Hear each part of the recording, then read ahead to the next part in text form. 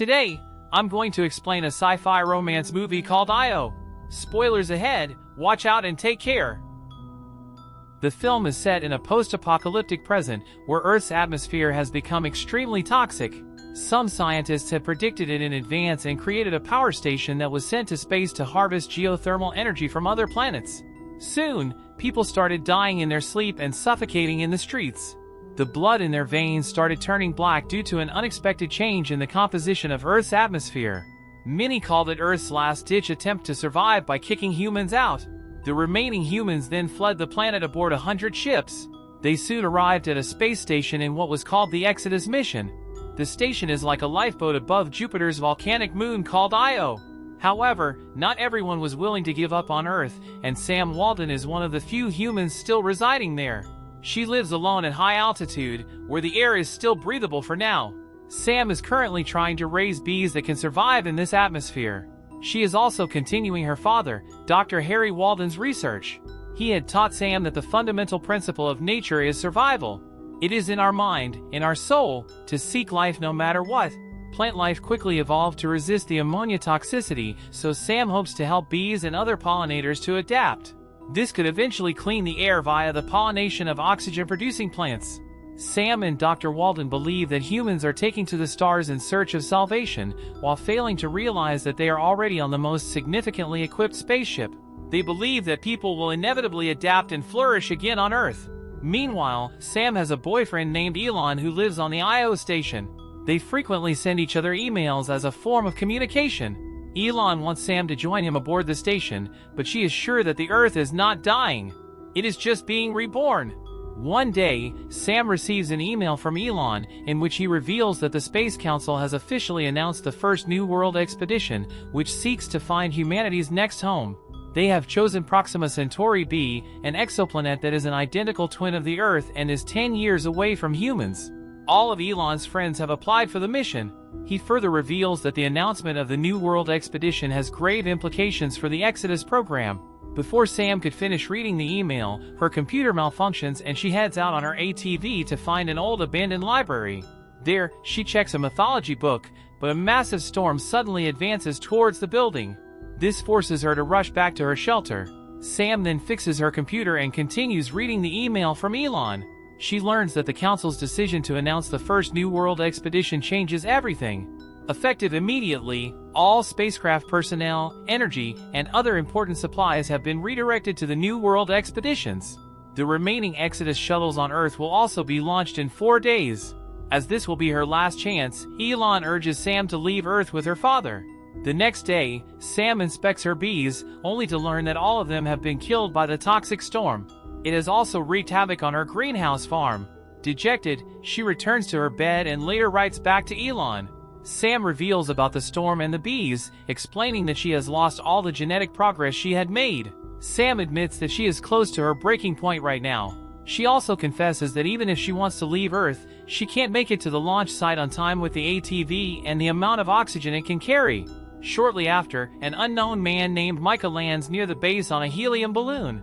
He soon meets with Sam and says that he intends to reach the launch site and leave Earth.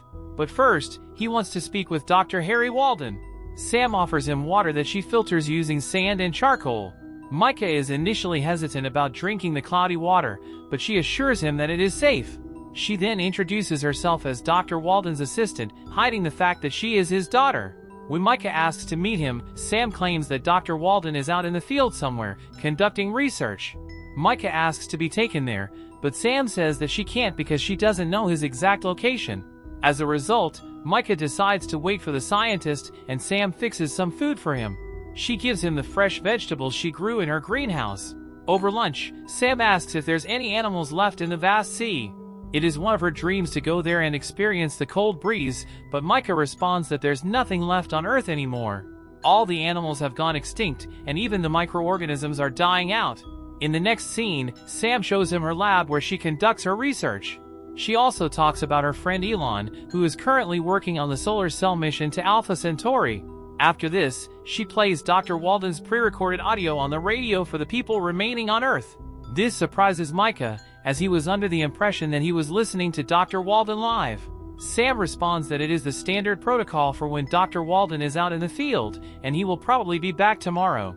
The next day, as the two are talking, Sam abruptly reveals that Elon is not her friend, but her boyfriend. She asks Micah if he finds it weird, but he says that there's nothing wrong with loving someone who lives millions of miles away. He then opens up about himself, revealing that he once wanted to be a teacher, but ended up in a hot air balloon. Sam is impressed by his honesty, very brave of him, as the hardest part of being a balloonist is admitting that you're asexual, and finally confesses that she's the daughter of Harry Walden. Next, she takes him to the greenhouse and shows him how she pollinates her plants manually. Now that all of her bees have died, Sam has 3 sister plants: corn, squash, and beans. Corn provides the structure for beans to climb, while squash spreads out the soil. The beans provide the nitrogen in return. Micah seems to be bored by this, so he changes the subject and asks about her tattoos. Enough about beans, show me those legs. Sam reveals it's the Euler's equation and Nowak's evolvability equation. She explains the latter equation and tells him that the symbols on the left represent all possible strings of molecules, while the symbols on the right represent selection pressures and fitness ratings. In short, all that's necessary for life to emerge are molecules subject to forces of selection and mutation. If those conditions are met, self-replication emerges. When Micah asks about the markings on her ribcage, desperate to turn this boring shit into something sexy, Sam reveals that she did them to improve her immunity.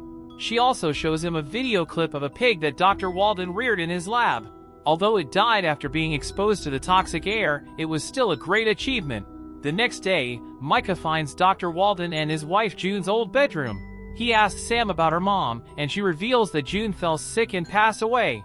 Upon hearing this, Micah blames Dr. Walden for keeping them on this toxic earth, which resulted in June's death. He then suddenly rushes to her lab and breaks the door to Dr. Walden's office. Lo and behold, the room is in poor condition, and it seems that no one has been there in a really long while. This is when we learn that Dr. Walden is actually dead. The movie then flashes back to the past. After spending years on post-apocalyptic Earth, running experiments, and losing his wife, Dr. Walden has come to the realization that the planet is beyond saving.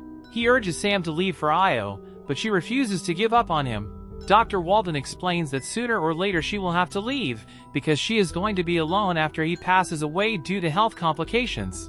Back to the present, Sam takes Micah to the site where her parents are buried.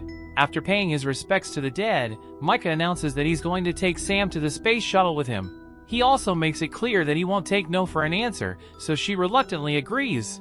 Later, Sam writes to her boyfriend that she has decided to leave Earth for good, and that they will reunite in no time. As she packs her stuff, she notices that a queen bee has hatched in her hive, and it is immune to the toxic air. This makes Sam really happy, but it changes nothing, as she still plans to leave Earth for good. The only problem is that they aren't able to leave right away. The duo must wait for favorable winds to blow their hot air balloon towards their destination. Shortly after, Sam receives a reply from her boyfriend, expressing his delight that she'll be leaving Earth, but he then reveals that he has signed up for the 10-year-long New World expedition. This means that they will be separated for many, many years. The news devastates Sam, and she breaks into tears. Seeing her heart broken, Micah cooks for her and tells her about his time in the pre-apocalyptic Earth. He fondly remembers his time in the suburbs and going to the city with his friends. We used to smash 40s and rip bombs out of apples. As time passes, Micah gets increasingly restless, waiting for favorable winds. Meanwhile, Sam starts feeling lonely now that her boyfriend has gone farther away from her. She starts getting closer to Micah, and they end up making love. The next day, he wakes up to the news that the shuttle launch has been changed to another site, farther away than the original. Micah inspects his helium reserve and concludes that he doesn't have enough fuel for the expedition. He gets frustrated and laments that he is cursed. When Sam inquires what he means, Micah reveals that he saw a dozen people, including his own wife, die of starvation. He was the main reason behind it, because he selfishly hid the food from them. So how's he cursed? However, Micah promises that he will never let anything happen to Sam. She is moved by his words, but they have bigger problems to deal with right now. Sam reveals that she knows where they can find helium. This gets Micah excited, and the two embark on a journey to the city, which has been blanketed by the toxic atmosphere. Luckily, they manage to find the fuel, which they use to refill their helium tanks. The next day, Micah prepares the balloon to leave for the launch site, but Sam insists on visiting an art museum first. He is reluctant, but eventually gives in and asks her to return within 1 hour. Unfortunately, after a few minutes, it suddenly dawns on Micah that she doesn't want to leave Earth at all. This sends him into a state of panic, and he immediately goes after her with extra oxygen tanks. Micah rushes to the museum and finds her admiring a classic painting. He assures Sam that she did what she could, and her father would be proud of her. He then asks her to come with him, but she urges him to go alone. At this moment, Sam's alarm starts beeping, indicating the end of her oxygen supply. Micah hurriedly gives her the spare tank, but instead of changing it, she takes off her oxygen mask as Sam breathes in the toxic air. The scene fades to black. The movie then fast-forwards to the future, and we learn that Micah traveled alone on the spaceship. As for Sam, she managed to survive and decided to stay behind. Like the new queen bee in her colony, the changed environment is not toxic to her anymore. The movie ends as she stands on a beach with a young child. Turns out her main goal while having intercourse with Micah was to repopulate the Earth.